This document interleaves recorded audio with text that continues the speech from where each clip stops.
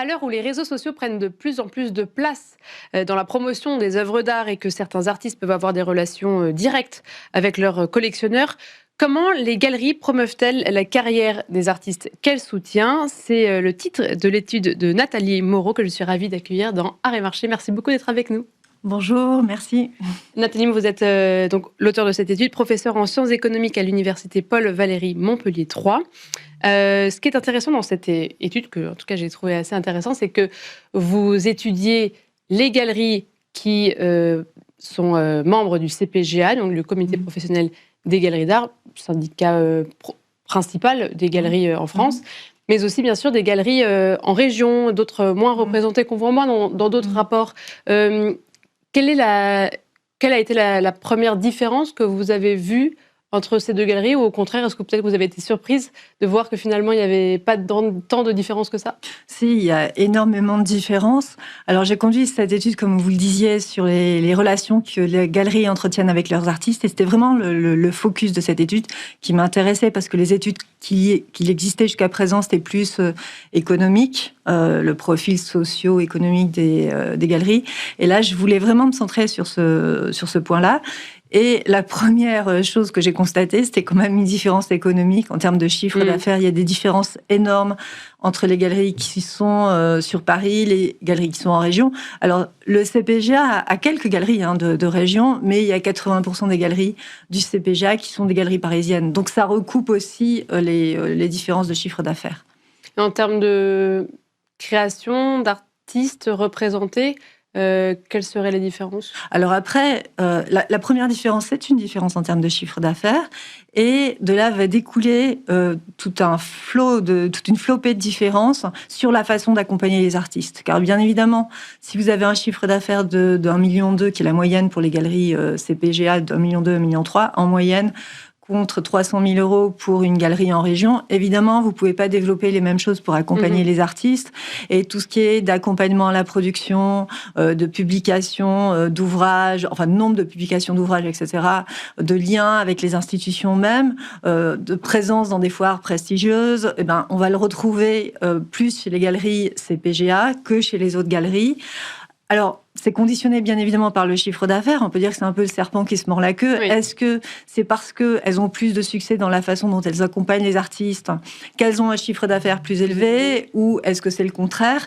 Il est clair de toute façon qu'en France, le marché est extrêmement centralisé par rapport à d'autres pays comme l'Allemagne où il est un peu moins centralisé. De toute façon, c'est un ensemble de facteurs qui font que les galeries sur Paris réussissent à avoir des chiffres d'affaires plus élevés et accompagnent différemment les artistes que les galeries qui sont en région. Parce qu'elles ont tout sous la main à Paris aussi. C'est une grande difficulté de la centralisation française. Bien sûr. Et puis, à l'heure actuelle, il existe tellement d'événements autour du marché de l'art, autour de l'art contemporain, que déjà, ne serait-ce qu'à Paris, réussir à attirer la presse pour montrer l'intérêt d'une expo, les collectionneurs aussi, et autres, c'est bien plus difficile de le faire en région. Même si c'est à engagement égal, on va dire. C'est des engagements différents, effectivement. Les galeries de région aussi accompagnent les artistes, sont très proches d'eux de la même façon et sont très investis. Mais ce qu'il y a de curieux et ce qui est souvent considéré comme négatif, c'est parfois les galeries demandent aux artistes certains financements et on dit usuellement, oui, c'est des galeries qui... on ne doit rien demander à l'artiste. Mais les galeries qui sont en région, qui ont un chiffre d'affaires de 300 000 euros, elles vont payer le transport, elles vont... payer plein de choses et passer un certain seuil, elles disent l'artiste, je le reçois, je lui paye peut-être une nuit d'hôtel, mais je peux pas lui en payer deux et ce sera à lui de le payer. Et on peut pas forcément leur en vouloir non plus. Donc, il n'y a pas de raison de leur en vouloir de toute façon, mais ça veut pas dire qu'elles sont moins engagées. En tout cas. Oui, c'est ça. Et donc là, vous avez déjà cité pas mal d'éléments. Qu'est-ce qui est le noyau central de l'accompagnement d'une galerie envers un artiste? Peut-être on ne retrouverait pas sur un artiste qui se fait un profil réseaux sociaux. justement, il y a une très forte méconnaissance du rôle des galeries. Et cette idée que l'artiste, via son réseau, les réseaux sociaux, peut toucher un public, etc.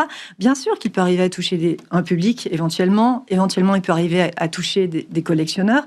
Mais c'est très court-termiste. C'est-à-dire que le rôle de la galerie, c'est de construire la carrière de l'artiste. Et pour construire la carrière de l'artiste, il faut travailler aussi auprès des institutions, obtenir des expositions, faire ce que j'appelle des tout petits événements historiques qui, peu à peu, font rentrer le nom de l'artiste dans l'histoire de l'art. Et l'artiste n'est pas capable de faire ça via les réseaux sociaux. Il arrivera peut-être à toucher, dans le meilleur des cas, un collectionneur, mais c'est tout. Ça sera un artiste qu'on appelle purement commercial à ce moment-là. C'est-à-dire que, certes, il peut avoir un succès, certes, il peut avoir un certain chiffre d'affaires, mais il sera nécessaire, dans un second temps, alors est-ce que ce sera dans 10 ans, dans 20 ans ou jamais, que des historiens de l'art retrouvent ces œuvres auprès de collectionneurs, écrivent une histoire, fassent rentrer des œuvres dans les musées, etc. Et c'est à ce moment-là qu'il aura vraiment une réputation, une légitimité. Sinon, il sera juste auprès... chez des particuliers, et ce sera un artiste, entre guillemets, commercial. C'est-à-dire ça se réduit à une transaction, en fait. Exactement. Et le rôle de la galerie, c'est d'avoir quelque chose un peu plus, je ne sais pas si c'est le terme, d'éditorial, mais d'accompagner sa carrière auprès des institutions, de faire des écrits, des publications qui travaillent à cette reconnaissance-là.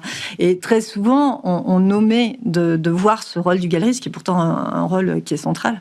Est-ce que c'est un rôle qui a évolué au fur et à mesure des années ? Justement, les réseaux sociaux, on en parle beaucoup. Est-ce qu'il y a des nouvelles casquettes, des nouveaux axes ? Alors, il y a des choses... Alors, bien évidemment, dès le début du métier du galeriste, il y avait des choses qui existaient et qui existent toujours, comme justement faire des publications. Évidemment, avec les nouveaux modes de communication et l'Internet, il y a de nouvelles choses qui apparaissent. C'est-à-dire faire ce qui se faisait uniquement avec des publications écrites. On fait aujourd'hui des vidéos où on interroge des commissaires d'exposition qui commentent le travail de l'artiste. Ça, c'est quelque chose qui est nouveau. Ce qui est aussi nouveau, c'est qui se faisait beaucoup moins avant, c'est de faire appel à des commissaires d'exposition indépendants pour curater, entre guillemets, c'est le terme utilisé, des expositions en galerie. Alors qu'avant, la plupart des expositions... Pour donner un axe, en fait, un angle. Oui, voilà, pour donner un angle. Alors qu'auparavant, la majeure partie des expositions étaient faites par les galeristes eux-mêmes. C'est toujours le cas de beaucoup de galeries, mais il n'est pas rare qu'elles fassent appel à des commissaires d'exposition pour avoir un regard particulier sur cette exposition. Et puis, ça donne aussi plus de poids, puisqu'il y a la légitimation du commissaire d'exposition, qui en général, celui qui est choisi n'est pas un inconnu, qui vient rejaillir sur cette exposition-là. Donc ça, c'est quelque chose d'un peu nouveau qu'on voit dans le travail des galeries. Et les liens aussi avec les institutions. Alors, c'est aussi lié au fait que les institutions ont de moins en moins de fonds pour financer des expositions. Et donc, du coup, elles peuvent faire appel plus appel à des galeries. Bien évidemment qu'ils ne vont pas financer une exposition, mais si elles peuvent financer une production, si elles peuvent financer un transport, etc., ça va un peu alléger le coût de l'exposition pour le musée. Et ces relations-là se sont développées, ce qui peut poser des questions aussi, parce que il peut y avoir aussi une tendance, mais ça, c'est pas quelque chose que j'explore dans ce rapport, mais il peut y avoir une tendance des institutions à se tourner vers de plus grosses galeries pour faire des expositions, parce qu'elles ont plus de moyens. Donc, ça pose la question d'une zone un peu trouble entre le marché et l'institution. Et vous analysez aussi des aspects assez concrets, comme le contrat qui lie la galerie et l'artiste, contrats qui ne sont pas d'ailleurs forcément tout le temps présents. C'est ça, oui, alors c'est étonné de voir ça. Oui, alors ça, c'est une tradition très, très ancienne, selon laquelle il n'y a pas de contrat écrit entre les galeries et les artistes, ce sont des contrats oraux. Et ici, on voit une différence assez importante entre les galeries en région, les galeries CPGA ou les galeries parisiennes. C'est-à-dire qu'il y a une proportion beaucoup plus élevée de galeries qui sont en région, qui ont établi des contrats écrits avec leurs artistes, que de galeries CPGA qui sont plus sur des contrats oraux. Et c'est un peu paradoxal parce que les galeries CPGA, il y a quelques années, ont établi justement au sein du CPGA un contrat type à proposer à leurs artistes. Après, je ne suis pas sûre que concrètement ça change les choses. Non. Pas forcément de conséquences. Non. Alors, d'ailleurs, ce qu'il y a d'assez, je ne sais pas si c'est amusant, c'est que les galeries en région, à la fois contractualisent plus, mais en même temps, elles demandent moins d'engagement de la part de leurs artistes, elles leur donnent moins en retour que ne le font les galeries CPGA. C'est-à-dire que les galeries CPGA, il y a moins de contractualisation écrite, mais elles demandent plus d'exclusivité de la part de leurs artistes parce que ne font les autres, et elles leur donnent aussi plus en retour. Donc, je ne suis pas sûre que le contrat change beaucoup de choses. Non, mais parce que qui dit contrat tacite ou écrit, en tout cas, il y a un engagement attendu de la part de l'artiste. Ah, bien sûr. Bien sûr. De toute façon, là, justement, vous parliez des réseaux sociaux. Un artiste est censé ne jamais passer par sa galerie pour vendre des œuvres. C'est-à-dire que dès lors qu'un artiste est représenté par la galerie, alors le terme de représenter, c'est pas être juste vendu. Une galerie qui représente un artiste, elle l'accompagne sur le long terme, et donc il y a un engagement à le suivre, à développer sa carrière, et un artiste qui est représenté par une galerie s'engage à ne pas vendre directement en atelier, à renvoyer les collectionneurs vers la galerie, ou en tous les cas à prévenir la galerie. Ne jamais passer directement par les réseaux sociaux, etc. Non. Sinon, il prend le risque, si la galerie se rend compte de tout ça, que la relation soit rompue, et à moyen terme, ça risque d'être très préjudiciable pour lui. Et en termes de frais de galerie, ça c'est quelque chose d'uniforme et qu'on voit peu évoluer. Sur le partage entre galeries et artistes. Alors oui, ça c'est 50-50, 50 pour l'artiste, 50 pour la galerie. La seule différence, c'est le cas un peu particulier des galeries associatives, qu'on rencontre essentiellement en région. Les galeries qui représentent l'art contemporain, il y a une forte proportion de galeries associatives qui, elles, de par leur statut associatif, prennent 20 à 30% pour assurer leurs frais c'est des moyennes. C'est beaucoup plus...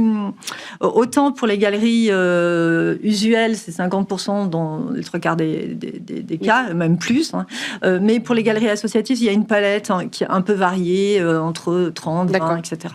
Est-ce que vous savez, il ne nous reste que quelques secondes, s'il y a de plus en plus d'artistes qui sont sans galerie? Mais il y a une forte proportion d'artistes qui sont sans galerie. Parce que de toute façon, si on regarde la proportion... qui délibérément veulent rester sans galerie. C'est toujours très difficile parce qu'un artiste va affirmer qu'il préfère être sans galerie quand il n'a pas. C'est toujours difficile de savoir si c'est vrai ou pas. D'accord, je comprends. Merci beaucoup Nathalie Moreau. Je rappelle que vous êtes l'auteure donc, de cette étude « Comment les galeries promeuvent-elles la carrière des artistes qu'elles soutiennent ?» et vous êtes professeure en sciences économiques à l'université Paul Valéry, Montpellier 3. Merci beaucoup de nous avoir détaillé votre étude et merci à vous toutes et tous de nous avoir suivis. C'était Arrêt Marché.